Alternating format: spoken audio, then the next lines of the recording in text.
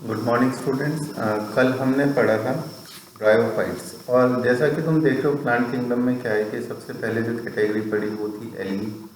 और एल्गी कैसे होते हैं? एल्गी एक्वेटिक होते हैं। इसके बाद हमने पढ़े ब्रायोफाइट्स, जिनको कहते हैं एम्फीबियंस ऑफ प्लांट किंगडम, यानी कि रहते तो टेरेस्ट्रियल हैं लेकिन सेक्सुअल रिप्रोडक्शन में गैमीट्स ट्रांसफर के लिए किसके ऊपर डिपेंडेंट है? वाटर के ऊपर। अब आते हैं टेरिडोफाइट्स के ऊपर। टेरिडोफाइट्स नेक्स्ट कैटेगरी है प्लांट्स की। इसमें एक लेवल और एडवांसमेंट है। क्या एडवांसमेंट है? इनको हम कहते हैं first land plant. First land plant.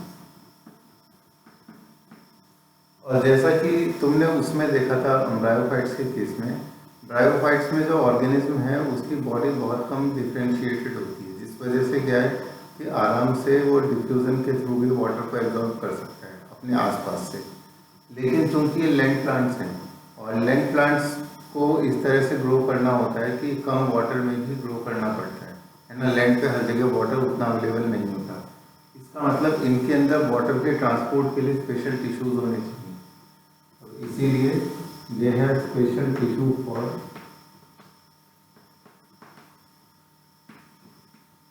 Water transport. और ये टिश्यू कुछ ऐसा ही होता है जैसे कि जाइलम होता है। जाइलम का कौन सा कंपोनेंट वाटर को ट्रांसपोर्ट करने में हेल्प करता है? ट्रैकिड्स और वेसल्स। तो यहाँ ट्रैकिया जैसे एलिमेंट्स पाए जाते हैं, इस वजह से इनको ट्रैकियोफाइट्स भी कहा जाता है। ट्रैकियोफाइट्स। एक और चीज़ जो इनमें एडवांस्ड है वो ये है कि पहला सीड लाइक स्ट्रक्चर इनके अंदर हम साइंटिस्ट ने ऑब्जर्व किया, और ये देखा गया कि इनके अंदर जो डोमिनेंट फेस है वो गैमेटोफिटिक फेस ना होकर, जैसा कि ब्रायोफाइट्स के केस में था, इनके अंदर स्पोरोफिटिक फेस डोमिनेंट है। यानी लाइफ साइकिल में जो ज़्यादातर पार्ट है वो डिप्लॉयड फेज है, इसलिए उसे क्या कहते हैं? Diplontic life cycle. देखो, टेरिडोफाइट्स के बारे में पहले पैराग्राफ में इन्होंने क्या क्या बताया कि मेडिसिनल प्लांट्स के तौर पे यूज़ किया जाता है, सॉइल बाइंडर्स के तौर पे या ऑर्नामेंटल प्लांट्स के तौर पे। ये क्या बताएं? इनके यूजेस बताएं। इसके अलावा इनके पास वेस्कुलर टिश्यूज होते हैं, जाइलम एंड फ्लोएम। यानी कि अब ज़्यादा हाइट के प्लांट्स भी देखने में आते हैं। इससे पहले जो हमने देखे थे जो कि ब्रायोफाइट्स थे, उनकी हाइट क्या थी? वो तो बिल्कुल ही कम थी। तो अब ज़्यादा हाइट के लिए क्या है? ऐसा टिश्यू होना चाहिए जो कि ज़्यादा हाइट तक वाटर को ट्रांसपोर्ट कर सके। वो इनके अंदर फीचर है।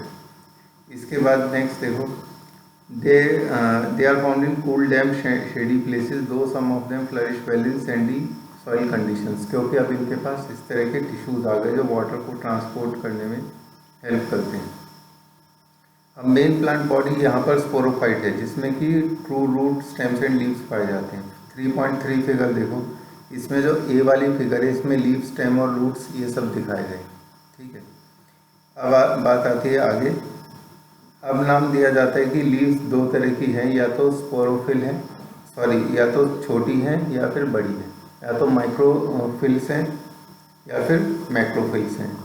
मैक्रो और माइक्रो का मतलब होता है बड़ा और छोटा रेस्पेक्टिवली, और फिल का मतलब होता है लीव।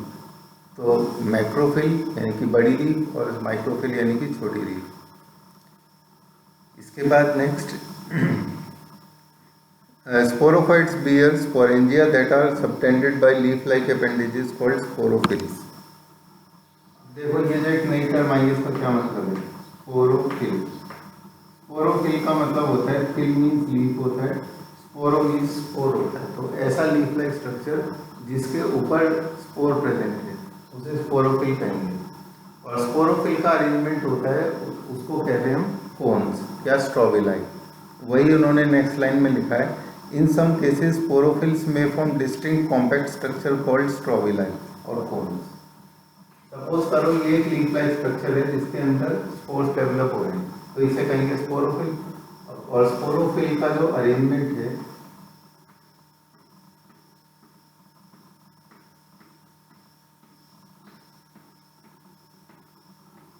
इस तरह से, इसको हम कहेंगे कोन या फिर स्ट्रोबिलाई। स्ट्रोबिलाई प्लूरल है और strobilus singular. Strobili plural. Okay, पढ़ा होगा कि जिस भी चीज़ के एंड में यूएस आता है उसका प्लूरल आई बन जाता है, जैसे रेडियस का रेडियाई, फोकस का फोकाई। अब बढ़ते हैं आगे। देखो स्ट्रोबिलाई और कोन्स किस में पाए जाते हैं? सिलेजिनेला और इक्वेसिटम, ये एग्जाम्पल हैं प्लांट्स के, टेरिडोफाइट्स के। Sporangia produce spores by meiosis in spore mother cell. अब सपोज करो कि ये एक स्पोरेंजिया था, इसके अंदर पाए जाने वाले सेल्स को हम कहेंगे स्पोर मदर सेल।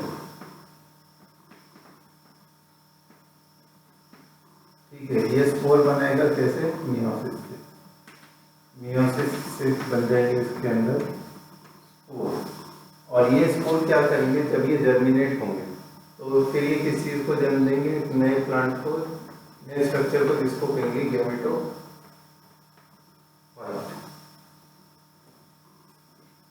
देखो वही इन्होंने लिखा है, spore germinate to give rise to inconspicuous. ठीक है, इनकॉन्स्पिक्यूअस का मतलब होता है कि जो आसानी से दिखाई ना दे। Small but multicellular free living. Free living का मतलब ये है कि वो अपना खाना खुद बनाता है, फोटोसिंथेसिस खुद ही करेगा। मोस्टली फोटोसिंथेटिक थैलॉइड यानी थैलस लाइक स्ट्रक्चर वाला गैमेटोफाइट, जिसको हम कहते हैं प्रोथैलस। तो प्रोथैलस का मतलब होता है कि स्पोर से अभी अभी जो गैमेटोफाइट जर्मिनेट हुआ है उसको प्रोथैलस कहते हैं। ठीक है, जैसे कि तुमने कल पढ़ा था कि प्रोटोनीमा स्टेज वो होती है जो कि स्पोर से अभी अभी जर्मिनेट हुई है ना, उसके मोसिस के केस में। उसी तरह से प्रोथैलस होता है टेरिडोफाइट्स के केस में।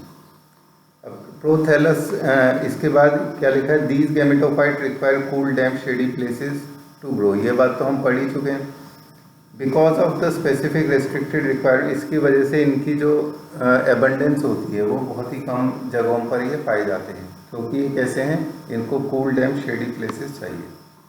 The gametophyte bear male and female sex organs called antheridia and archegonia.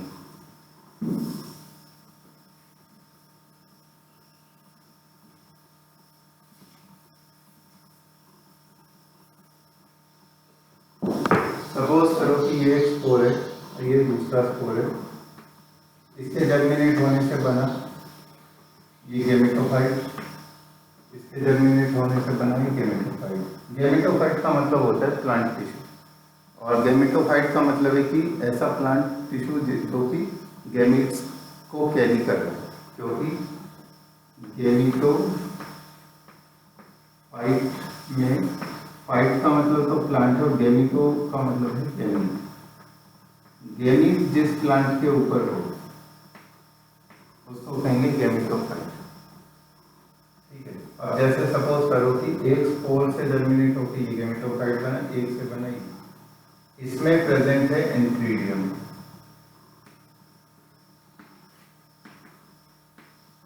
इसमें प्रेजेंट है archegonium.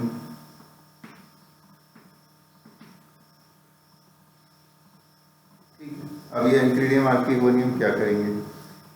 Water is required for transfer of antherozoid. तो यहाँ से एंथ्रीडियम यानी मेल वाले से फीमेल वाले की तरफ ट्रांसफर होंगे गैमीट्स, जिनको हम कहते हैं एंथीरोजॉइड्स। एंथ्रीडियम में है तो एंथीरो, और जॉइड्स का मतलब है कि उनके पास फ्लैजेला है, जिसकी वजह से वो वाटर में स्विम करके जा रहे हैं। Male gamete released from antheridia to the mouth of archegonium. Fusion of male gametes with the egg present in archegonium result in formation of zygote. तो यहाँ पे इसके N और इस egg के N, यहाँ egg present है जो कि हैप्लॉइड है, ये एंथीरोजॉइड्स हैं जो कि हैप्लॉइड है। इन दोनों के मिलने से यहाँ पर बना ज़ाइगोट, जो कि कैसा था? डिप्लॉइड, यानी कि ट्रूबेंट। इसके बाद zygote for their after produces a multicellular well differentiated sporophyte, this is dominant phase. अब चूंकि ये डिप्लॉइड बन चुका है, ठीक है, और तुमने क्या देखा था कि ये जो स्पोर्स थे, ये स्पोर्स कैसे बने थे? ये मियोसिस से बने थे, इनके अंदर मियोसिस हुआ था। अभी थोड़ी देर पहले हमने देखा था कि स्पोर्स के अंदर माइक्रोस्पोर मदर सेल थे, और उन मदर सेल में क्या होता है? मियोसिस होता है, जिसकी वजह से फिर क्या बनेंगे? ये गैमेटोफाइट बनेंगे। तो यानी कि जिस समय पहले मियोसिस हुआ था स्पोर मदर सेल में, तब क्या हुआ था? हैप्लॉइड कंडीशन आ गई थी। अब जैसे ही ये गैमीट फ्यूज हुआ, अब फिर से डिप्लॉइड कंडीशन आ गई। तो अब क्या डेवलप होगा इस जाइगोट से? अब डेवलप होगा स्पोरोफाइट। स्पोरोफाइट जो कि होता है डिप्लॉयड। क्या होता है ये स्पोरोफाइट? इसका मतलब ये है कि प्लांट की वो वाली स्टेज उसकी लाइफ की जो कि डोमिनेंट स्टेज है, जिसको हम एडल्ट प्लांट कहेंगे, उसे स्पोरोफाइट कहते हैं। तो ये स्पोरोफाइट यहाँ पर इस तरह से डेवलप हो गया। लिखा है इन्होंने, produces a multicellular well differentiated sporophyte which is the dominant phase of pteridophytes. Majority of pteridophyte spores are of similar kinds. अब टेरिडोफाइट्स को इस बेसिस पर क्लासिफाई किया गया है कि क्या उनके अंदर एक जैसे स्पोर्स पाए जाते हैं या अलग अलग तरह के पाए जाते हैं। अगर सेम टाइप के पाए जाते हैं तो उनको कहते हैं होमोस्पोरस, और अगर अलग अलग टाइप के पाए जाते हैं तो उनको कहते हैं हेटेरोस्पोरस। हेटेरोस्पोरस इनके एग्जांपल्स बुक में दिए हैं, वो याद करने वाले हैं। जैसे कि होमोस्पोरस का एग्जांपल है सिलेजिनेला और सेल्विनिया। सिलेजिनेला और सेल्विनिया। हेटेरोस्पोरस का एग्जांपल है, हेटेरोस्पोरस का एग्जांपल है सिलेजिनेला एंड सेल्विनिया।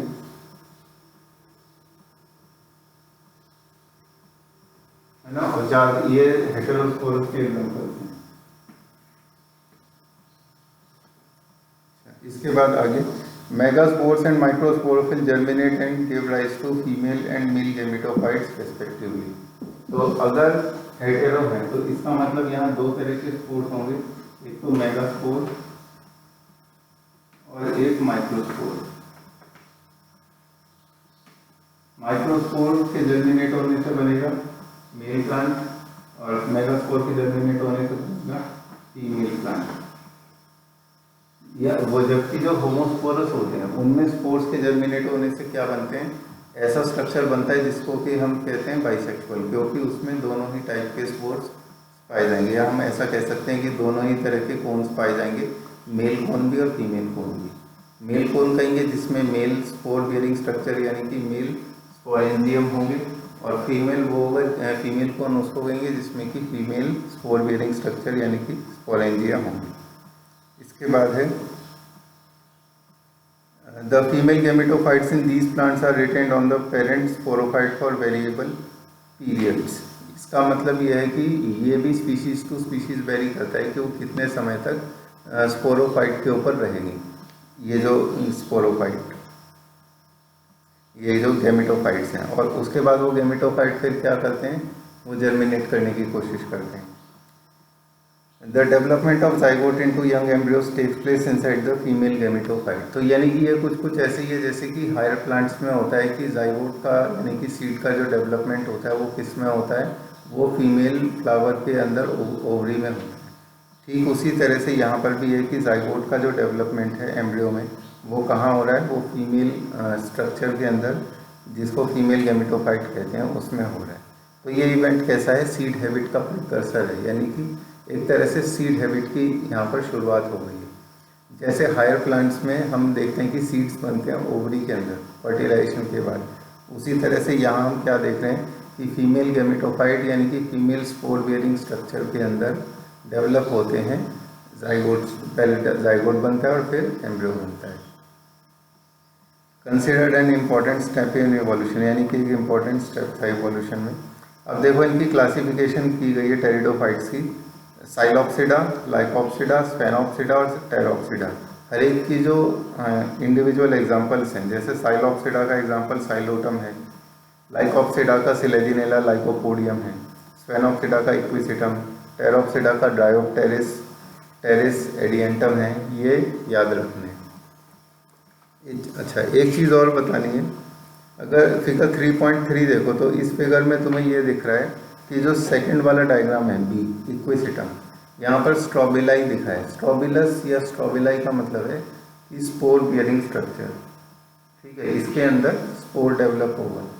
और स्पोर कैसे डेवलप होगा, ये किसका अरेंजमेंट होते हैं, स्ट्रोबिलाई या कौन्स, वो होते हैं स्पोरेंजिया का अरेंजमेंट। जैसे मैंने अभी यहाँ बना के बताया था कि स्पोरेंजियम एक एक करके एक जमा हो जाए तो उसे हम कहते हैं कोन या स्ट्रोबिलाई। इसके नीचे देखो नोड्स और इंटरनोड्स दिखाएं। नोड्स वो जो होते हैं जहाँ से लीव्स अराइज होती हैं या ब्रांचेस अराइज होती हैं। और नीचे की तरफ इन्होंने क्या लिखा है, राइजोम। राइजोम यानी कि वो पार्ट जहाँ से रूट्स अराइज होंगे। तो आज हमने पढ़ा टेरिडोफाइट्स। टेरिडोफाइट्स के दो मेन एस्पेक्ट हैं। पहला एस्पेक्ट ये है कि इनके अंदर ट्रैकियोफाइट्स डेवलप होते हैं, यानी कि ऐसा टिश्यू जो वाटर को ज़्यादा हाइट तक ट्रांसपोर्ट कर सकता है। कंडक्टिव टिश्यू पहली बार डेवलप हुआ, इसीलिए इन्हें लैंड प्लांट्स कहते हैं। दूसरी मेन बात यह है कि इनके अंदर स्पोरोफिटिक फेस डोमिनेंट होता है, यानी कि डिप्लॉयड फेस डोमिनेंट है। ये इनकी दूसरी विशेष बात है। एक और विशेष बात यह है कि इनके अंदर सीड्स पहली बार डेवलप होते हैं, है ना। सीड लाइक स्ट्रक्चर इनके अंदर डेवलप होना शुरू हो जाता है। आगे आने वाले जो कैटेगरीज हैं जैसे कि जिम्नोस्पर्म्स या एंजियोस्पर्म्स, उनके अंदर हम ये देखेंगे कि अभी तक की जो एडवांसमेंट्स हैं वो तो होंगी ही, इसके अलावा कुछ और भी होंगी। तो ये जो प्रक्रिया है वो एनिमल्स के केस में भी है कि लाइफ का जो सबसे पहली कैटेगरी हम स्टडी करेंगे वो कैसी होगी, वो वाटर में रहने वाले ऑर्गेनिजम्स की होगी।